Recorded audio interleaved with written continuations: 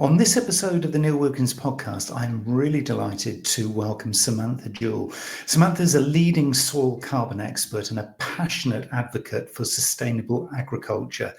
As the CEO of Earth.io, Samantha focuses on carbon aggregation. We're going to hear a lot more about that and the importance of supporting farmer credits within the ESG framework. She's also an accomplished author. She has a book, and we're going to go deep into the inspiration and some of the findings from within that book. And she will be sharing insights through her samjewel.com website. Samantha's also an artist and has a unique vision showcased at infiniteart.com.au. And so we're going to explore the intersection of environmental sustainability, agricultural innovation, and, believe it or not, as well, creative expression. What a combination, Samantha. Welcome to the episode. Thank you, Neil. That was a great introduction. Wow. I mean, there's a lot going on in Samantha's world. There's always a lot going on. That's true. Yeah, and it's you're working and operating and have been obviously for many years in probably, I would argue, the most crucial area of commerce, life, industry. You know, it's just everything, isn't it? You're encapsulating something that is just so important right now, obviously with the recent American election results, where I guess climate denial is going to be a thing that we are going to see much more of with the next COP coming up. There's just so much stuff coming, isn't there? Where would you begin with a conversation like this normally? Look, it really depends on what angle the person is looking at it from. If you're, for instance, someone who's trying to help a business and they've got to, let's say, like I obviously want businesses to buy carbon credits because I see carbon is the crucial intersection between health, human survival, and survival of farmers and food, and also the atmosphere rebalancing. So, people say, oh, why don't you talk about water? Why don't you talk about biodiversity? I say, well, actually, I talk about all three because you can't really grow carbon. You can grow it up to a certain point in a monocultural conventional system, so it's not like I'm saying stop doing what you're doing, because a lot of people won't change what they're doing. But if you really want to actually put carbon into the earth, you've got to change your way of doing something. And I think people get a little bit blindsided, and they like to chop it all down and put things into one narrow category. But you've got to remember the earth is an organic large mass and there's no one recipe, there's no one way of doing something. So if you're a marketer and you're trying to think, how can I present this thing that's getting like on the nose, everyone go, oh, carbon, why do you talk about carbon? It's all those like Bitcoin people that stole all this money and they've done all this greenwashing. And because I hear that story from businesses. And then I hear on the other side of it, I hear farmers saying, oh, you should just be doing it anyway. Like that's what good farming is anyway, and you shouldn't be paid for it. And that just gives the polluters another reason to pollute. And I mean, that is literally what I hear all the time. And I think that in all of those instances, people are talking from their viewpoint only. And I'm really a very global viewpoint person, I think, from everybody's viewpoint. So let's say, for instance, the oil and gas people, and nobody wants to change what they're doing. I just want to state that from the outset. So people putting their hand in the air and saying, you should stop, you should, is like, just forget it, gang. It's not going to happen. So the oil people will keep taking oil out of the ground. The farmers will keep putting chemicals. Everyone will keep doing what they're doing unless you give them a financial reason, a stick or a carrot. So I see the issue is about who are you talking to and how can you present that information. And I can probably present the information to anybody from any viewpoint.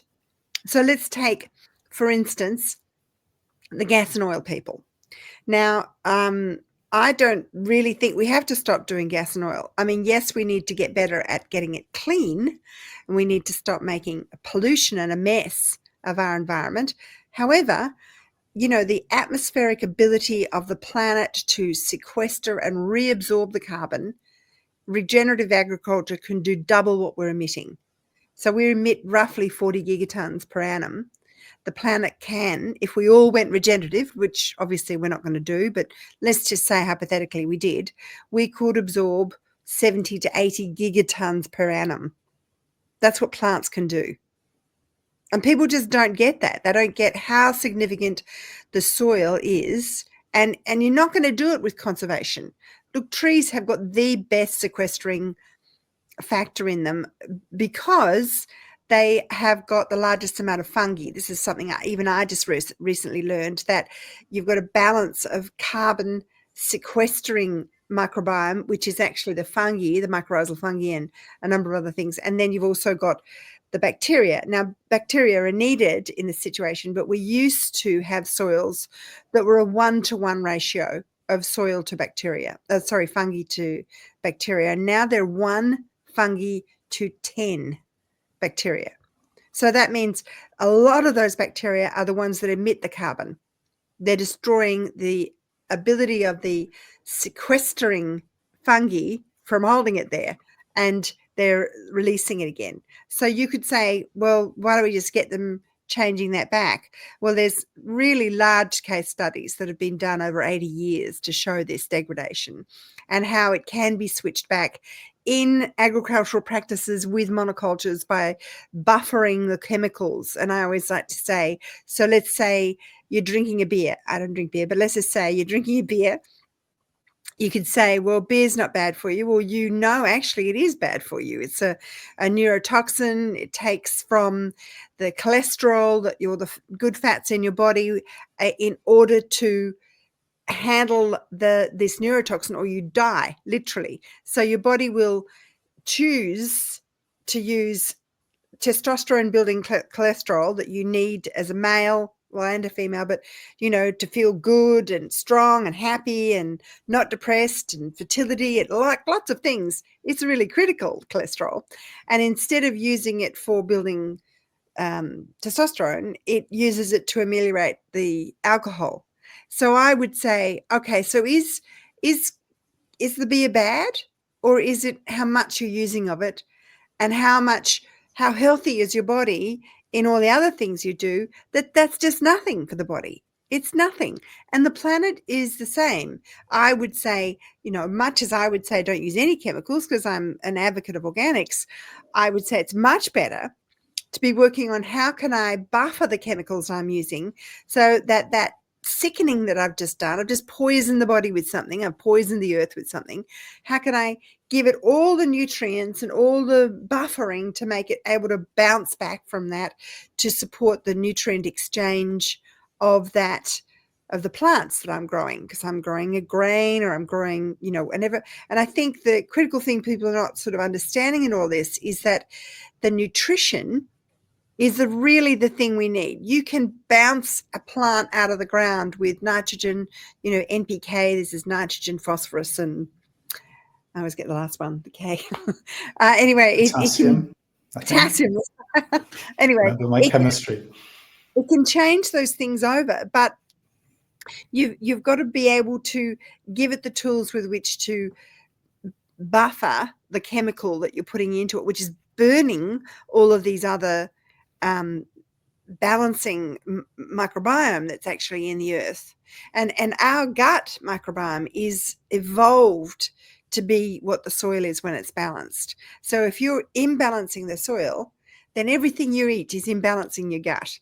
So it's not just that you eat really bad food, it's that you're not giving it anything with which to rebound itself. So I always say to somebody, I think you better to go and get a carrot out of an organic farm and brush off the dirt and eat it, when it's been really, really, if it's a really good, sweet smelling, loamy soil, and you pull food out of that and you brush it off and eat it straight out of the garden, you're re-inoculating your gut. So if you'd had an operation, I'd say don't take probiotics, which are thousands of one particular microbe. You should do all the microbes, because the body needs all of them.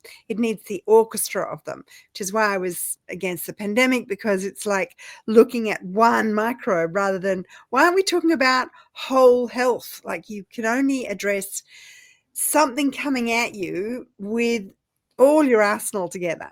So I just sort of find this siloing of information, whether you're marketing it or you're addressing it from any direction at all, is a problem, this simplistic communication. And it's one of the reasons that I'm very interested in podcast communication, is because every time I do anything on social media, it's all like, can you do it in 30 seconds? Can you do it in 3 minutes? Can you do a pitch to the VC in under this many minutes and present this and present that? And I'm like, yeah, I can, but they're not going to understand any more than they did before.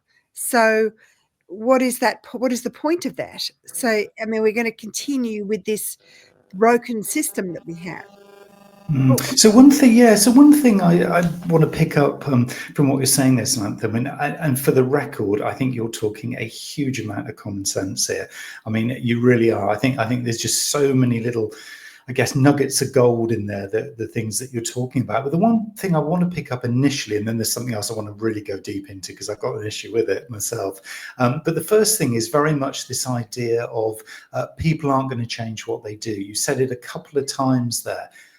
Look, I mean, honestly, everything that you're saying there, if we kind of agree between the two of us, and hopefully others will, that you're talking sense here. Why are people not willing to change? Why are people not looking to take the head above the parapet or get the head out of the sand and actually wake up to what is going on? You know, we've already passed that 1.5 degree target, and it was meant to be by 2030, and we've already gone past it now. All the research is coming in. Why are people not listening? Well, because it's actually something I've psychologically studied in people for a long time. I'll just give you a little bit of background. I used to work, my family created the first restaurant chain in Australia in 1965, and I literally grew up in restaurants. We were serving 50,000 customers a week when I got into this area because mad cow broke out in England. And I thought, wow, they're feeding a cow meat. Who would do that? That's really wild. That's so insane. I know nothing about it. And I fell down this rabbit hole. I was pregnant at the time, but I did start thinking, how can I change, young people that I worked with? I had, I was the HR exec for 20 something years or something. And I had trained and hired and worked with young people. And I watched them just do anything but look after themselves. It didn't matter what you did.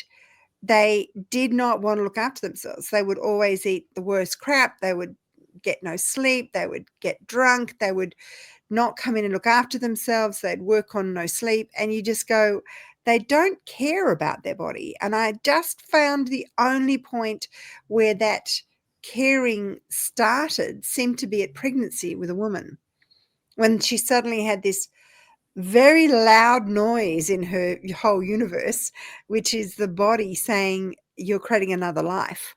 And at that point, women and mothers, I think in particular, sort of start waking up and going, oh, it's bigger than me. This is bigger than me. I better look at what I'm doing to my body to create this baby. That's where I think the majority of people wake up, is when they have a child and they start adoring this thing that they've just brought into the world, and they want to give it the best possible. That's really where I see the only real passionate interest is this, when they learn, and you'll see lots of them trying to make a big difference. But as for everybody else, well, I call them the age of the immortals, the teenagers. They're not going to do anything. They're only interested in, well, basically sex. I mean, that is their reproductive point, actually. So they're out there trying to get laid, and that's really all they're interested in. So you can only really talk to them from a marketing point of view if you say, if you eat this and this and this, you'll have better fertility, your skin will look better, you'll look sexier, you'll lose weight, whatever their points are. It's about gearing that information around where is their focus, where is their biological focus. And so I think the reason people don't change is because the information isn't being presented to them at where they're at. So let's say at my age, I'm probably past the age where I was so concerned about my body, because I'm no longer bearing children. I'm not trying to go out and get a sexual partner. So I do find myself not as stringent with myself as I used to be, because those are not driving factors for me. So I mean, I'm being brutally honest about that. And I look at it like, well, think about where everybody else is at. It's where are they at in life? Like, oh, I'm overdoing all that. I just want to relax. I don't want to care about it. I don't care if I get fat. I don't care about that. I'll just take a pill. I don't, like health isn't an issue to me. And I kind of go, it's really not until they get really sick and they're in pain that pain will motivate them to start doing something about their body. And when you say the climate, well, again, that's going to be a legacy issue. Maybe men in their 60s might start thinking about their grandchildren and will there be a world for them? So they might start getting interested. That's a natural progression for older men to start thinking legacy. And so I think they're a target market that could be interested in that. But again, each one is, where is the market actually at? What are they interested in? And how can you rejig the information you're saying to hit the button that really triggers them and motivates them to want to do something? So I did a podcast with somebody the other day on sport. And I thought, well, high athletes, I'll think about it. I'll talk from the point of view of performance is out of the micronutrients. So I did a whole talk about the relationship of how those micronutrients are accessed in the soil. What does it, how does it do it, and how can it get into your food system? So, because I don't even advocate particularly that it's organic, because organic is about no chemicals, and there's extremely good organic growers. There's also extremely good conventional growers. So I'm kind of agnostic about the methodology, and the reason I stick to carbon, ironically, when everyone's all they can talk about is greenwashing, is that carbon in the soil is the gold in the earth, that is a record of the exchange between the plant and its photosynthetic creation of sugars, which it exchanges in these carbon sugars. It exchanges them through the roots to this mycorrhizal fungi, if it's been allowed to grow without the chemicals, for micronutrients. And that exchange is carbon. You see it in the soil. That means that exchange has occurred. When it doesn't occur, when it isn't allowed, when they spray fungicides, when they put herbicides, when they do various things that are done in order to get the crop to come out of the ground, to outcompete the weeds, etc., etc., etc., you destroy that relationship, and there's no carbon can be created, or minimal. So I don't try and measure how the farmer is doing it. I measure the carbon, because that means they have successfully understood the way the earth works with plants and animals. Does that make sense? It does. And I guess it kind of makes me think then that we sometimes, and I would suggest probably from your evidence here, is a lot of the time, we're actually having the wrong conversation. And actually what we should be doing is focusing on the things that actually make a difference. But there's this real kind of, I guess, fine line between talking in that way and greenwashing, isn't there? Because if we start to skew the conversation or skew the messages to kind of almost suit our agenda, that can then be challenged back. Well, that's greenwashing, because actually what you're not doing is talking about the actual facts there on the ground. It's a very fine balance, isn't it? Here? Again, are how you present them. So I would argue it depends on the person you're speaking to. So, for instance, let me go back to Jeremy Clarkson. We were talking about Jeremy Clarkson, because I love Jeremy Clarkson, because I think he takes this, what I'm presenting it in a very serious way, because I'm not a humorous person. I'd love to be humorous. In fact, I had someone walk up to me and say, would you like to learn comedy? And I thought, if only I had a comedic bone in my body. But I love the way he presents things. He makes himself out as the buffoon. He takes on really, really curly problems, and he presents them in a very simple way. And he really shows the challenges and difficulties the farmer is confronting, and how they're insurmountable for many of them. I mean, everyone knows he's wealthy, that he can afford to do all that. And he makes no bones about saying, I'm wealthy, I can afford to do this. But when he tries to help his local farmers, he can't do it. Like, the bureaucracy won't let him do it. And I think that's why I say you've got to look at where the person is at and what they can do within their scope or field of influence. So, in a farmer, for instance, in an incredibly restrictive situation like those local farmers are, can't do farm shops unless they're doing something within, 5 kilometres or something. They like all these crazy laws. Either they can go to politics and canvass for it, or they can, diversify and try and do different revenue streams. And that's really where I come in with the carbon. I'm trying to do an alternate revenue stream. So with Trump coming in and going, carbon's, climate change isn't real, and gold, give me that gold. What does he say? Give me that black gold. I want that oil in the ground. I go, okay, well, that's what we're dealing with. And a lot of the global markets will follow suit. But, there's a lot more to it. I mean, I'm involved in what's going on around the world, and there is a lot going on. So it's not as cut and dried as people think it is. And there's, you don't lose hope is what I'm saying. And focus on.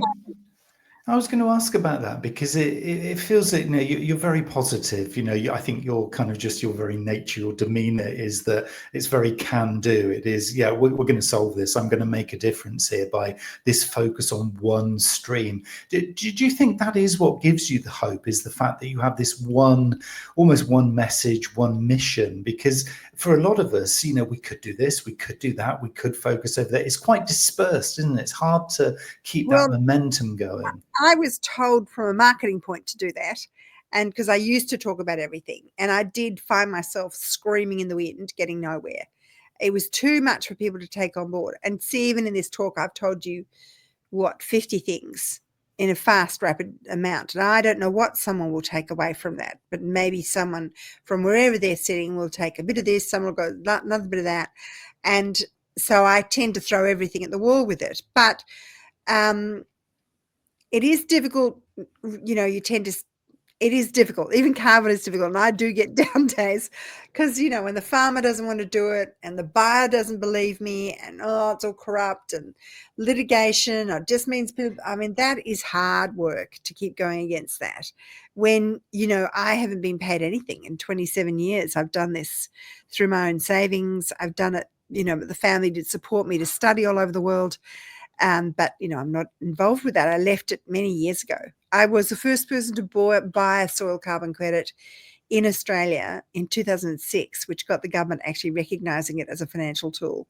And then I watched for 14 years while the academics fought over how do you measure it. And I thought, this is ridiculous.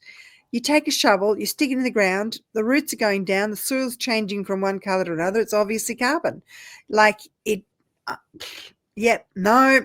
People might be cheating.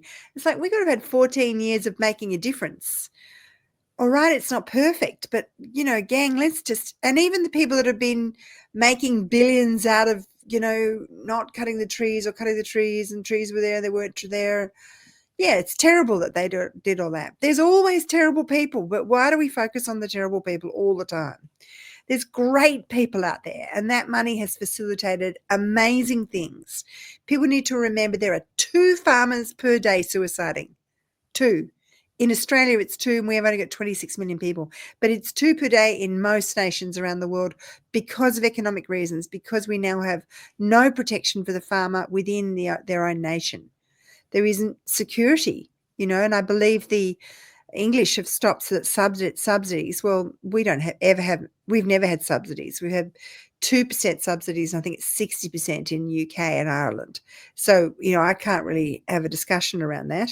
But, and I think it's 60 in most of the countries in the world.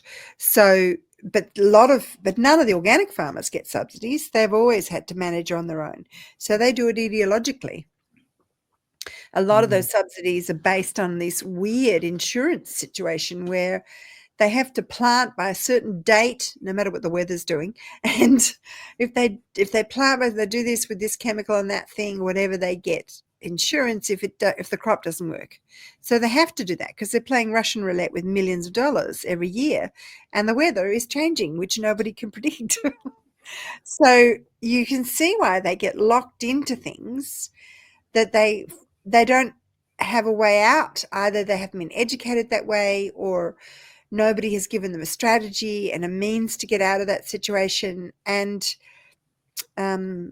even when you don't want someone to continue doing what they're doing, you've got to have compassion for why they're doing it and how can you help them gradually move out of that into another means forward. And that's why I feel carbon gives that ideological gradient in, because every farmer knows good carbon in the soil means good soil. So it's not a big step to get them to understand that. Does that And make sense? yeah, it does make sense. And I think, I'm always on the lookout for things that can translate, beyond one sector. And I think what you're touching on here is this really interesting kind of, I guess, comparison between the measure of success, which isn't, somebody in a bureaucratic situation saying, right, well, I've got my checklist and you have to have done this, this, and this. It's actually this balance between something you can do on the ground in your own business, on your own farm, and then the financial reward that comes with it. Because I'm picking up this thread throughout everything that you're saying, Samantha, that the financial side of things has to be present. I mean, it is a measure of success. It's a measure of how we trade as a humanity, isn't it? So are you saying that whenever we kind of go into these conversations or to sell the value, we always have to have the kind of the finance bit in that conversation? Because it feels like that. Absolutely. In terms of farming, it's a business. I mean, everyone thinks that it's some bucolic thing farmers do just for the fun of it. I mean, yes, they do get to live in hopefully fresh air rather than a pollution and high traffic, stressful anxiety situation, but they have their own stresses and anxiety. So, and it's very, very hard work and it's constant. Animals don't, if you're going to keep an animal, it's like, you can't go and put them in the kennel like you might do with your dog for a holiday. You've got to keep looking after them. So I have tremendous respect for farmers, and I don't farm anything. I don't even try to pretend I garden. I mean, I've got a few wiki beds, but I just have so much respect for people that dedicate their life to the land, and learning and understanding what their land can do. And I think that's the other thing we don't realize. The Earth's capacity is so much more than we give it credit for. And we're raping it rather than nurturing it. And it will give back to us in manyfold if we understand it. And that kind of just reminds me that I was going to go on and ask you about one of the points you said in the very first sort of few sentences that you said, and you used the phrase clean gas, and I think it wasn't clean oil, because I think that's a bit of a misnomer. I don't think I even said clean gas. I just said gas and oil. But I said you did. No, I'm going to challenge you, because you did use the word clean, and because it made me remember. Well, it made me remember the words that a certain President Trump uses, which is clean coal. I've never seen a piece of clean coal, but anyway, that's a whole different story there. But this whole thing about all of these kind of finite resources, I was wondering what your sort of thinking is when we're looking at carbon credits, particularly here, because all the things that we talk about when we talk about fuels, and particularly obviously fossil fuels, they are finite resources, whereas things like solar and wind and other things are available now, obviously are infinite resources based on being on the planet. How does that play into your conversation? I have various viewpoints about it, because, I mean, for instance, the windmills are killing the whales because they're dying from the sound. Is causing creating havoc. They've got no way of recycling them. People are doing massive solar farms that are causing desertification because they're not incorporating animals in them. I think that people think in silos. Like, if you think integrated, I think there's a way for all of these things to exist together. So, I mean, I'm not saying anything about the mining area and gas and coal, because I really just don't know anything about it. I know enough to know that they have a lot of money, and there are some of them that are working very hard to actually reduce their carbon. They're how dirty it is, but obviously there's others that can do nothing. And I'm really not making any excuses for them or making any statement about it. I'm just saying, I believe the planet has a lot more capacity than we give it credit for. And I mean, it's actually always making coal because it's always having trees falling over and continuing to do that. So it's very slow. I don't, I just don't have a viewpoint about it because it's not my area. And I try and stick pretty much in my lane with carbon. I can tell you a lot about carbon and, Mm. and I can tell you a lot about life cycles of plants and animals and microbes, and that's kind of the area that I've stayed in. I mean, I wrote 3 books for children, 5-year-olds, 10-year-olds, and 13 plus, in 2006. And I put them in 7 languages. They're on my website, samjewel.com. And I've been all over the world, and I've spoken to people in all sorts of walks of life, from just all sorts of places. So I won't even begin to say it. I've kind of let the world take me, sort of followed around, because that's been my passion. But yeah, I don't have a viewpoint about it. I just sort of feel like even if I were to rail against it, I couldn't do anything anyway. So I'm better to pick the battles that I can. I'm getting a lot of feedback, by the way. I hope that's not your end. Yeah, I just think it's better to find a way to do something that you can do something that you can make effect on.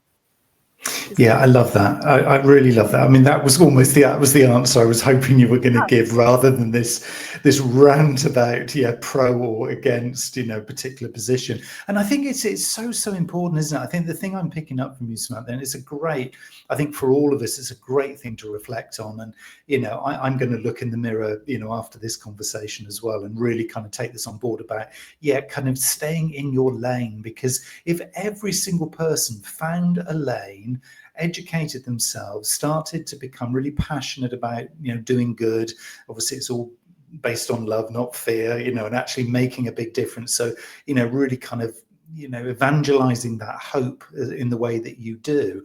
If everybody did something, even at a really small micro level, we wouldn't have an issue here, would we, at all? Yeah, that's basically my viewpoint. I say, for me, my guiding principle is beauty, and because I'm an artist, but I do believe you need to follow the joy. So whatever and there is good and bad and evil and everybody in between on the planet, and I may not like them, but then I just steer clear of them. So, but there'll be whole gangs of people that love to do horrible things, but they're part of this planet.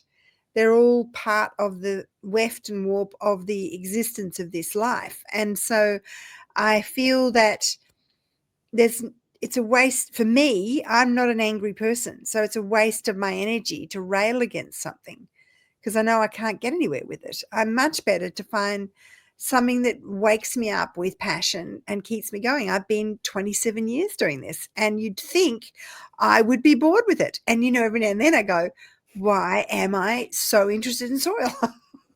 Because I can get on a phone call or a webinar series on growing something, and I go, isn't that fascinating? And I'm like, oh my God, I'm finding more fascinating by that.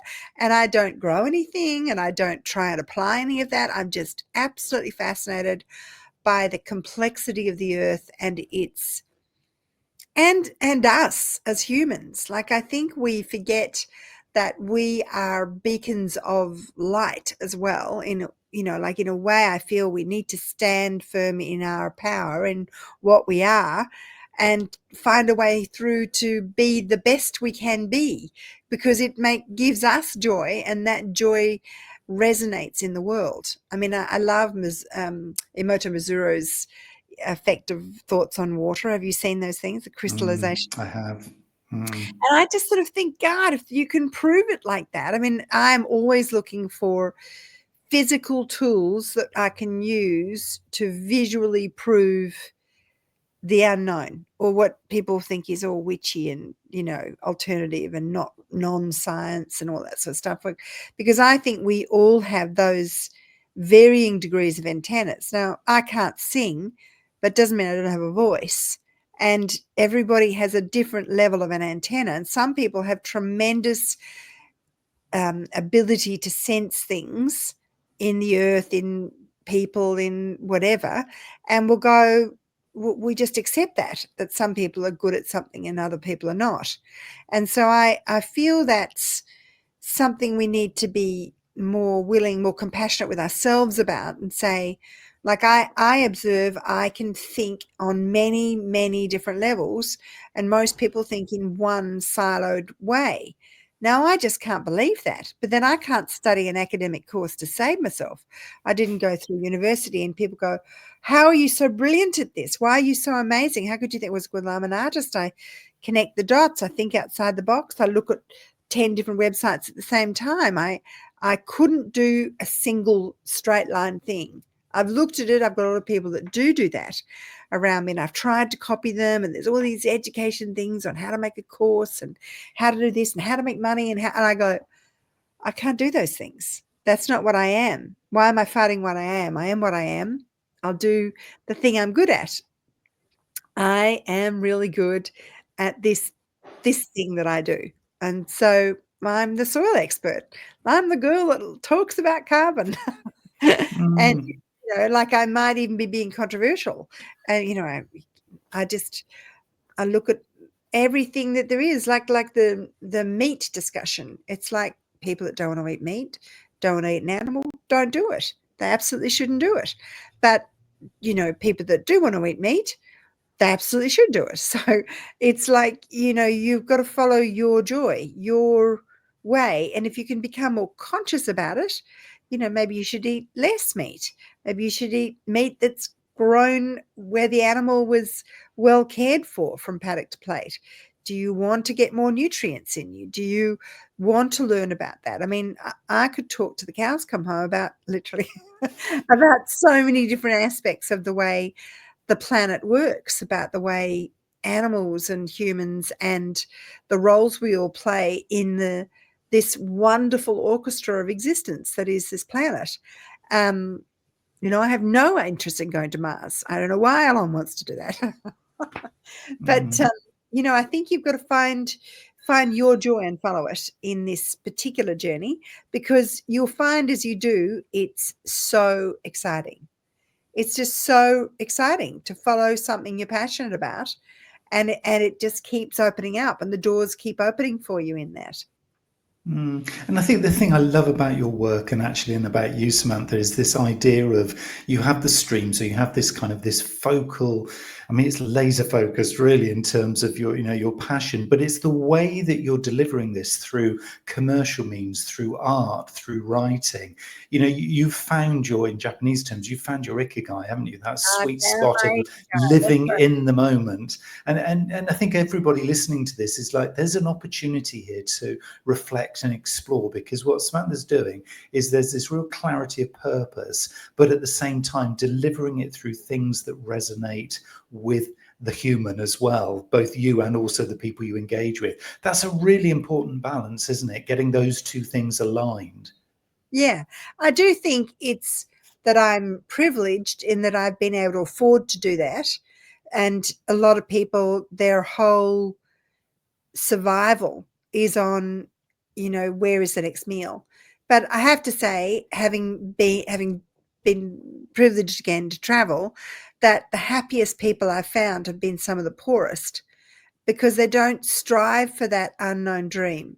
Like I personally, I'm not interested in lots of wealth and being, driving fast cars and doing. I'm just not. It doesn't get my thing off. But I know other people, that's all they want in life, and I'm like, okay, well, how happy are you though? Like, are you happy? That's really the most critical thing. And I think that a lot of stuff takes you off that path. You got to find what makes you happy.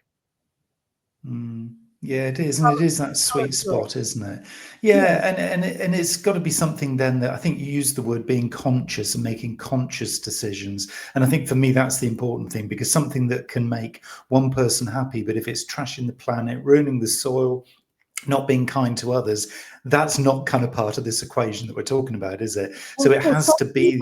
For other people, it may be. So that's what I'm saying. You can't judge somebody else because they don't have your values. Like, that's the thing to remember, is the compassion part for a journey you wouldn't do. Like, that's pretty critical in it. I think the thing that I hope in my message, I have to tell you this story as a very small story. I got on an airplane. I had decided to do these field days and they cost me a lot of money. And I was like, oh, this is the last of my money. I really can't be doing this. Anyway, I was on the way back for one of them, and I'd taken a whole team up with me, and I sold the books, and it was my first lot. I sold quite a few books. I did a presentation. I was on this plane, and this farmer we were sitting in the back row of the airplane, little tiny plane. I couldn't sell him a book, and I went, oh, well, I'll give him a book. And he said, I haven't read a book in 30 years. 30 years, I've never read a book. I've got 3 daughters. I'm a farmer. I do this, I do that. I haven't read a book. I said, well, I'd really know. And I had been talking to him about what carbon does in the soil. And he was from the sugarcane area of Queensland, which is up north in Australia. And, the sugar farmers, they're a closed group. They're not notorious for it. You're not going to get in. Probably the cotton farmers are as well. But the sugarcane commodity growers, they're closed. You're not getting in. If you're not in, you're not in. And he said, look, I'm seeing the head of the Association of Sugar tomorrow. If you could say what you just said to me, I'll get you in. And I thought, oh, that's pretty exciting. And anyway, I gave him the book. Oh, he did take a little while to read it, but he rang me out of the blue twice. He rang me once to tell me he was halfway through, because I'd said, look, I'm told it's about a 4-hour read. And he said, I'm 2 hours in and I'm halfway through. And then he took a while to read the rest of it, but he rang me back up to say, I just want to let you know, he said, not only is that the first book I've read in 30 years, he said, I didn't think anybody could teach me something about the land. Like, I've been on the land all my life. I didn't think anybody could open my eyes to the land. And I just was like, for me, that's everything. It is. It's just, that's just a moving moment when you're on the right path and you're doing good. Yeah. That's so powerful. And I think anybody listening or watching this, and if you're thinking, I want some of this is not fair. I want to live like Samantha does, there is hope, isn't there? But it is about this idea of, you've got to find it for yourself. You can't just be following what the media tells you or what you see on socials or anything like that. It's got to come from within, hasn't it? The passion, the drive, the knowledge, which you can obviously learn, and staying in lane. I mean, this is my big takeaway from our conversation today. It's about finding the lane and then just doubling down on it, I think is the phrase, isn't it? To just really own it. You could be someone that has a child that's sick with something, and you follow all this medical paradigm, and, just about all the stories of people really finding success are when they leave the medical paradigm and they follow an alternative stream. And it's because they start to get the idea that the food is medicine, that what you eat is the way your body is expressing itself. And I suppose on a global level, that is one of the things that drives me, is knowing that we're at 50% fertility globally. There are two $7 million studies were done, and I'll put the link in the notes for you, but that proved that across 40,000 pregnant women across many, right across the planet, it proved that we're at 50%. 50% of the babies born are actually sterile, male babies. So you've got some serious social issues occurring. We've got an aging population we keep alive with drugs that we're not giving joy to. They're just being kept alive on drugs. They'd like to leave the planet because their bodies have not been, kept healthy the way they should be, because there hasn't been the education or the culture. So they should be allowed to leave the body. They shouldn't be being kept alive in drugged up bodies. We should be allowing them to leave the body because they've got no purpose in life any further. If they've got purpose, they should stay. Live as long as you can, but you need to find your joy and follow it. And that's probably the critical thing that I see, is that I am motivated by the survival of humanity, but I'm also motivated by the survival of humanity well, in a state of joy. Like, I think there's too much unhappiness. There's too much anxiety about money as opposed to about living a life that gives you joy. And I think people that, like my kids, for instance, are so much into austerity. Like, I find it fascinating. They don't want to collect anything. They don't want to have any objects. They're, they don't, I'm not I'm trying to make sure I don't keep anything for them. As an older person, think your kids will want something that you grew up with. They don't want anything. I've got to be really ruthless with myself and go, it's only for me to enjoy, because they don't want anything. They don't want to store anything. They don't want to keep it. They don't want old. They don't even want to buy new things. They're not interested in doing that. That's not them personally, both of them, which I find fascinating, because I'm clutter as anything. I'm always collecting things, and I'm a creative. I create constantly, so it's difficult for me not to be cluttered with stuff around me, because I'm always creating something.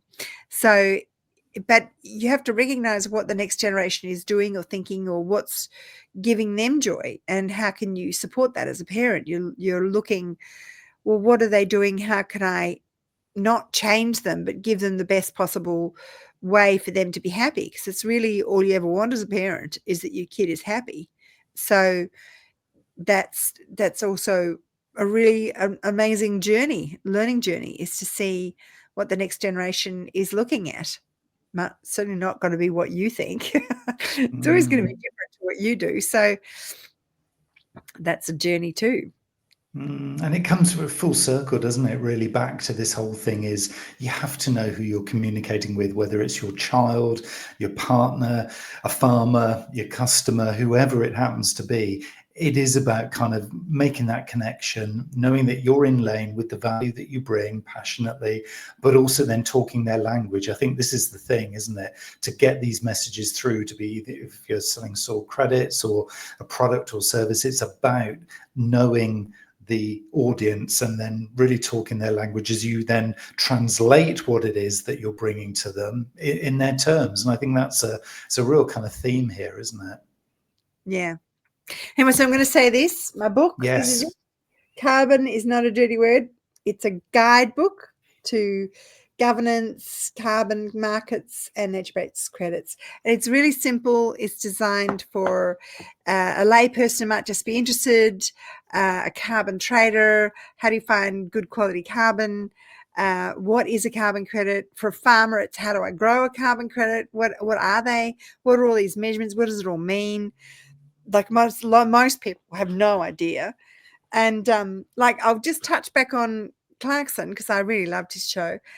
You know, he brought on an organic farmer at one point, and I kept thinking, he's doing all these wonderful things. He's doing meadows of flowers, and he's doing this, he's doing that. He gave this guy a paddock, I think, to do something organically. I forget how he did it, but it was almost glossed over, like he didn't succeed, and it was all based on, did he make enough money that year?